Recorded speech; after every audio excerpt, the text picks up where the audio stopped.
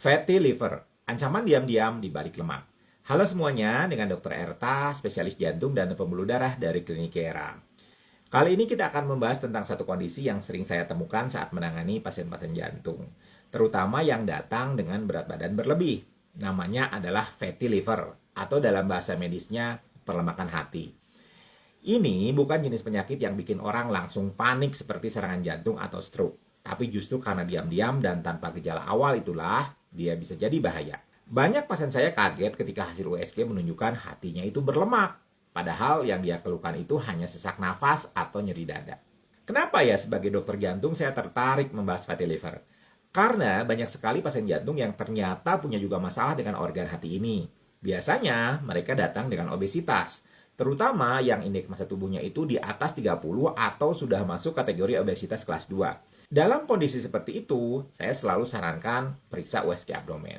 Karena bukan cuma jantungnya yang harus dilihat, tapi juga hati dan empedunya. Kenapa? Karena kelebihan lemak itu nggak pilih-pilih tempat. Dia bisa menumpuk di mana saja, termasuk di organ vital seperti hati. Fatty liver ini terbagi menjadi dua. Yang satu karena alkohol yang kita sebut sebagai alcoholic fatty liver, dan yang satu lagi karena faktor non-alkohol alias makan terlalu banyak, kurang gerak, dan sering stres. Yang paling sering di Indonesia tentu saja yang non-alkohol. Kita ini masyarakat yang doyan makan gurih, manis, dan berminyak sambil duduk santai, nonton sinetron, atau scrolling medsos. Lemaknya numpuk dan liver jadi tempat favorit buat dia menumpang tinggal. Hati kita itu punya banyak fungsi penting, mulai dari menyaring racun, membantu metabolisme lemak dan gula, menyimpan vitamin, sampai bikin protein yang penting untuk pembekuan darah. Jadi kalau misalnya hati kita ini mulai disusupi lemak berlebih, semua fungsi itu bisa terganggu. Dan kalau dibiarkan, fatty liver ini bisa berkembang menjadi peradangan atau steatohepatitis. Bahkan muncul luka parut permanen atau fibrosis. Dan kalau sudah parah, bisa terjadi sirosis atau gagal hati. Dan percaya atau tidak, sirosis akibat fatty liver ini sekarang jadi salah satu penyebab transplantasi hati terbanyak di dunia barat. Kalau kamu punya fatty liver, biasanya bisa ditemukan dari USG atau dari pemeriksaan enzim hati yang naik. Tapi jangan merasa aman kalau misalnya enzimnya itu normal ya. Karena pada tahap awal, fatty liver itu bisa nggak kelihatan di lab. Tapi begitu kita USG, terlihat bahwa jaringan hatinya itu mulai memutih, tanda lemaknya sudah mulai menumpuk. Kadang pasien bilang, tapi saya nggak ngerasa apa-apa dok. Nah, justru itu masalahnya. Fatty liver ini nggak berisik. Dia diam-diam merusak dan baru ketahuan setelah terjadi komplikasi. Apa yang terjadi kalau misalnya kamu punya fatty liver dan punya penyakit jantung? Nah, kombinasi ini seperti duet maut. Fatty liver itu bisa memperparah resistensi insulin, meningkatkan kadar trigliserida, dan membuat peradangan kronis dalam tubuh. Semua itu akan memperberat kerja jantung. Jadi jangan heran ya, kalau misalnya orang dengan fatty liver juga lebih mudah kena serangan jantung, hipertensi, dan bahkan gagal jantung. Ibaratnya, satu penyakit menyuburkan yang lain. Jadi bagaimana cara mengatasi fatty liver? Sayangnya, nggak ada obat instan yang bisa diminum untuk meluruhkan lemak di hati. Tapi kabar baiknya, fatty liver itu bisa sangat responsif terhadap perubahan gaya hidup. Turun berat badan 5-10% aja itu bisa mengurangi kadar lemak hati secara signifikan. Jadi kalau misalnya kamu punya berat badan 90 kg, turun 5-9 kg aja itu sudah bisa membuat hati bernapas lega. Tapi tentu saja turunnya itu harus perlahan, jangan drastis dalam seminggu. Karena justru bisa memperparah kondisi hati. Nah, olahraga juga adalah salah satu kunci penting. Tapi nggak harus langsung ikutan triathlon ya. Cukup mulai dengan jalan kaki 30 menit per hari, 5 kali seminggu.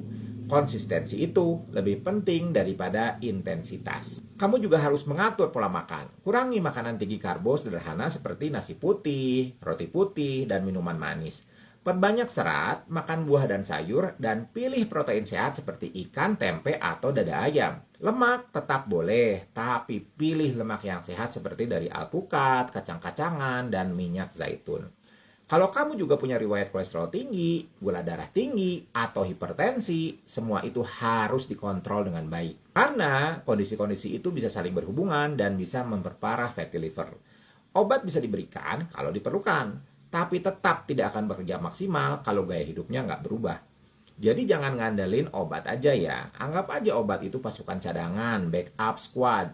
Pasukan utamanya adalah gaya hidupmu sendiri. Saya tahu mengubah gaya hidup itu nggak gampang. Apalagi kalau misalnya kamu terbiasa makan banyak sejak kecil dan setiap kumpul keluarga isinya itu tumpeng, rendang, dan es sirup.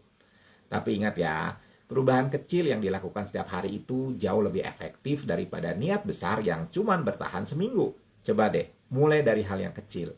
Kurangi 1 sendok nasi, ganti cemilan gorengan dengan buah, atau mulai jalan kaki ke warung daripada naik motor. Pasien yang berhasil menurunkan berat badan dengan pola makan sehat dan olahraga rutin, itu biasanya bukan hanya fatty livernya yang membaik, tapi juga tekanan darahnya turun, kadar kolesterolnya membaik, bahkan gejala jantungnya juga jadi jauh berkurang. Banyak yang bilang, "Dok, saya sekarang nggak gampang capek lagi, nafas saya enteng." Dan itu karena tubuhnya itu bekerja lebih efisien, tidak terbebani oleh lemak berlebih di mana-mana. Dan tolong ya, jangan percaya sama iklan suplemen yang bilang bisa membersihkan lemak di hati dalam 7 hari.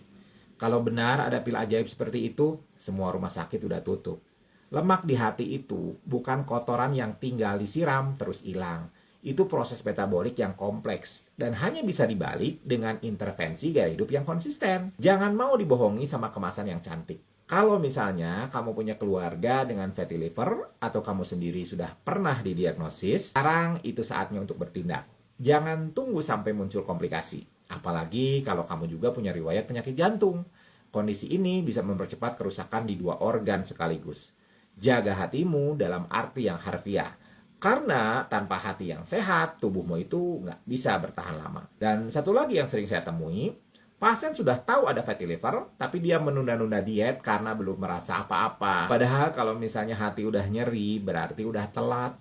Jadi jangan tunggu sampai tubuhnya teriak. Dengarkan bisikan kecilnya hari ini. Mungkin dalam bentuk ngantuk yang terus-terusan, gampang capek, atau perut bagian kanan atas itu makin terasa penuh. Jika kamu merasa informasi ini penting, yuk bantu sebarkan. Share ke keluarga, ke teman, ke kerabat yang mungkin sedang berjuang menurunkan berat badan atau sudah punya penyakit jantung. Semoga video ini jadi langkah awal yang membantumu lebih peduli pada tubuhmu sendiri, sebelum tubuh memaksa kamu untuk peduli. Karena mencegah itu jauh lebih murah dan lebih ringan daripada memperbaiki yang sudah rusak.